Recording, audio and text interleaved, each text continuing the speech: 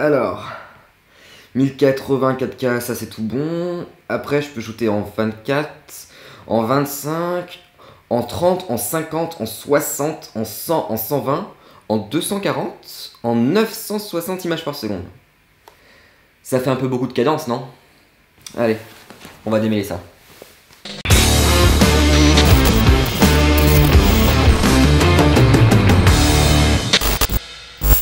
Bonjour les gens, c'est Romain et bienvenue dans une nouvelle vidéo. J'espère que vous êtes bien réveillés parce qu'aujourd'hui on va revenir aux bases fondamentales de la vidéo et parler un peu de tout ce qui concerne les cadences d'image ou framerate, c'est un peu plus anglophone. Parce que comme moi, vous êtes peut-être acheté un boîtier tout beau, tout neuf, mais en mettant le nez dans les réglages, vous vous êtes rendu compte de toutes les possibilités en termes de cadence qu'il pouvait vous offrir, à tel point que c'est un peu confus sur quoi utiliser et dans quelle situation.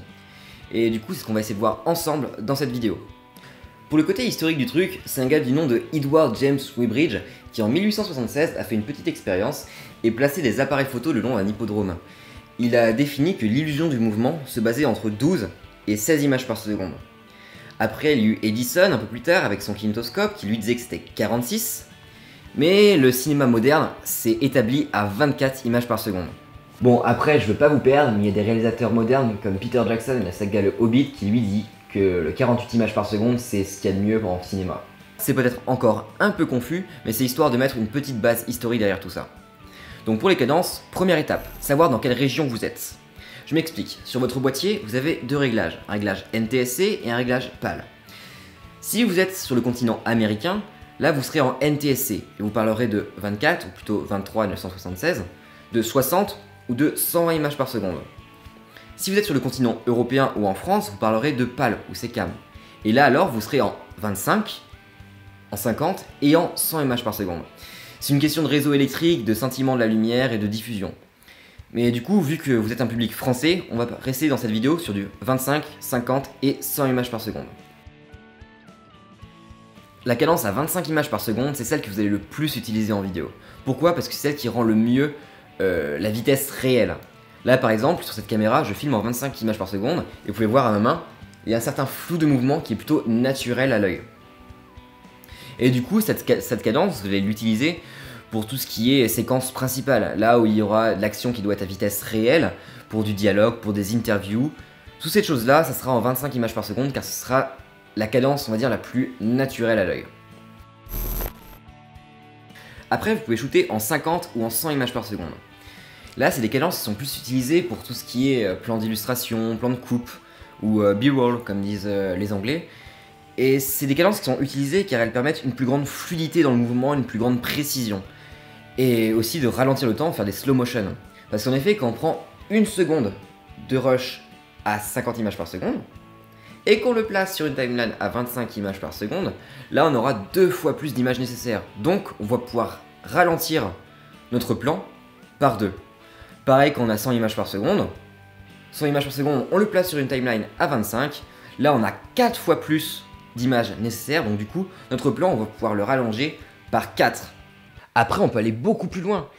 Il y a des caméras comme la Phantom par exemple, qui peuvent aller jusqu'à des dizaines de milliers d'images par seconde.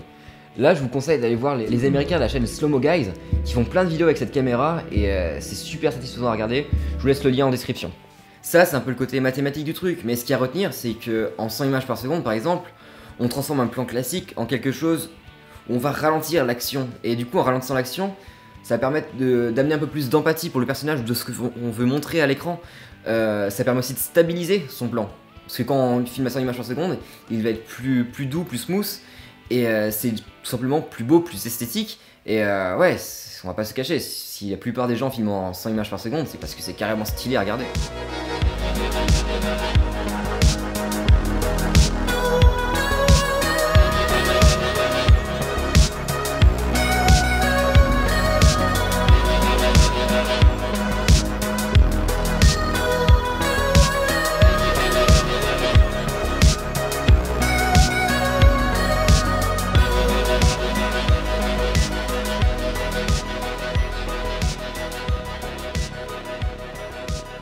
Alors du coup là vous allez me dire mais pourquoi pas tout shooter en 50 ou en 100 images par seconde et choisir de ralentir ou non en post-production. Ça laisserait un peu plus de flexibilité, non?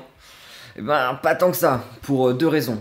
La première, comme je l'ai dit tout à l'heure, le 25 images par seconde est, on va dire, la cadence la plus naturelle à l'œil, la plus cinématique. Là, je vous mets deux images à l'écran, l'une en 25 et l'une en 100 images par seconde, à vitesse réelle. Là, vous voyez qu'il y en a une qui est plus agréable à l'œil et l'autre qui est un peu trop précise, moins cinématique.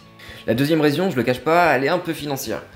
Parce que libre à vous de tout filmer en 100 images par seconde, mais d'un, ce sera moins cinématique, et de deux, ben, vous soyez prêt à hypothéquer un rein derrière, parce que je vous ne dis même pas le prix que vous allez mettre dans tout ce qui est stockage. Dernier réglage que j'aimerais voir avec vous, ce n'est pas en soi de la cadence d'image, mais c'est quelque chose qui va de pair, c'est la vitesse d'obturation. Parce qu'il y a une règle en vidéo qui dit que votre obturateur doit être au double de votre cadence d'image. Donc si vous filmez à 25 images par seconde, votre obturateur devrait être à 1/50e. Si vous filmez à 100 images par seconde, votre obturateur devrait être à 1/200e. C'est ce qui va permettre d'obtenir le flou de mouvement, on va dire, le plus naturel. Après, c'est pas une règle absolue. Libre à vous d'expérimenter, tester les trucs et donner un look particulier à votre image.